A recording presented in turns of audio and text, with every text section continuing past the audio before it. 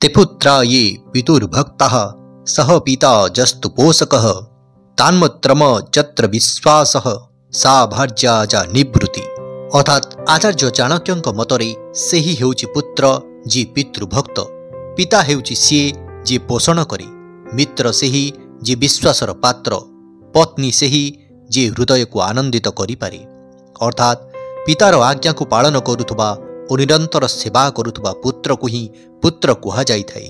ସେହିପରି ନିଜର ସନ୍ତାନକୁ ପାଳନ ପୋଷଣ ଦେଖାଶୁଣା କରୁଥିବା ଓ ସେମାନଙ୍କୁ ଉଚିତ ଶିକ୍ଷା ପ୍ରଦାନ କରି ଯୋଗ୍ୟ କରାଉଥିବା ବ୍ୟକ୍ତିକୁ ହିଁ ପ୍ରକୃତ ଅର୍ଥରେ ପିତା କୁହାଯାଇଥାଏ। ଯାହା ଉପରେ ବିଶ୍ୱାସ ରହିଛି, ଯିଏ ବିଶ୍ୱାସଘାତ ନ କରେ ସେହି ପ୍ରକୃତ ମିତ୍ର ହୋଇଥାଏ। ପତିକୁ କେବେ ହେଲେ ଦୁଃଖୀ କରୁନଥିବା ତଥା ସବୁବେଳେ ତାଙ୍କର ସୁଖକୁ ଧ୍ୟାନ କରୁଥିବା ନାରୀଙ୍କୁ ବାସ୍ତବ ଅର୍ଥରେ ପତ୍ନୀ କୁହାଯାଇଥାଏ। କହିବାର ଅଭିପ୍ରାୟ ହେଉଛି ଯେ ଏହି ସଂସାରରେ ପାରସ୍ପରିକ ସମ୍ବନ୍ଧ ତ ଅନେକ ପ୍ରକାର ରହିଛି, ପରନ୍ତୁ ନିକଟ ସମ୍ବନ୍ଧ ରୂପରେ ପିତା, ପୁତ୍ର, ମାତା ଓ ପତ୍ନୀକୁ ହିଁ ସଚରାଚରରେ ଗ୍ରହଣ କରାଯାଇଥାଏ।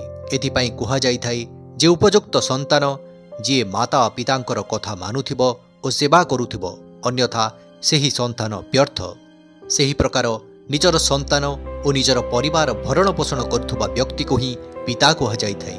ମିତ୍ର ମଧ୍ୟ ଏହିପରି ବ୍ୟକ୍ତିକୁ କୁହାଯାଇପାରିବ ଯାହା ପ୍ରତି କେବେ ହେଲେ ମଧ୍ୟ କୌଣସି ପ୍ରକାରର ଅବିଶ୍ୱାସ କରାଯାଇପାରିବ ନାହିଁ, ଯିଏ ସବୁବେଳେ ବିଶ୍ୱାସୀ ରହୁଥିବ। ନିଜର ଅନୁକୂଳ ଆଚରଣରେ ପତିକୁ ସୁଖ ପ୍ରଦାନକାରୀ ସ୍ତ୍ରୀକୁ ପ୍ରକୃତ ଅର୍ଥରେ ପତ୍ନୀ କୁହାଯାଇଥାଏ। ଏହାର ଅର୍ଥ ହେଉଛି ନାମ ଓ ସମ୍ବନ୍ଧର ବାହାନାରେ ପରସ୍ପର ସହିତ ବାନ୍ଧି ହୋଇ ରହିବାର କୌଣସି ଅର୍ଥ ନାହିଁ। ସମ୍ବନ୍ଧର ବାସ୍ତବିକତା ତ ସେତେବେଳେ ପର୍ଯ୍ୟନ୍ତ ଥିବ ଯେତେବେଳେ ପର୍ଯ୍ୟନ୍ତ ସମସ୍ତେ ନିଜ ନିଜର କର୍ତ୍ତବ୍ୟକୁ ପାଳନ କରିବାକୁ ଯାଇ ପରସ୍ପରକୁ ସୁଖୀ କରାଇବାରେ ପ୍ରଯତ୍ନ କରୁଥିବେ ଓ ସମ୍ବନ୍ଧର ବାସ୍ତବିକତାକୁ ସଦୈବ ନିର୍ବାହ କରୁଥିବେ। ଆଶା କରୁଛୁ ଆମର ଏହି ଭିଡ଼ିଓଟି ଆପଣମାନଙ୍କୁ ଭଲ ଲାଗିଥିବ। ଯଦି ଭଲ ଲାଗିଥାଏ ତେବେ ଆମର ଏହି ଭିଡ଼ିଓଟିକୁ ଲାଇକ୍ କରିବେ, ନିଜ ବନ୍ଧୁମାନଙ୍କ ସହିତ ସେୟାର କରିବେ ଏବଂ ଆମ ଚ୍ୟାନେଲକୁ ସବସ୍କ୍ରାଇବ୍ କରିବେ।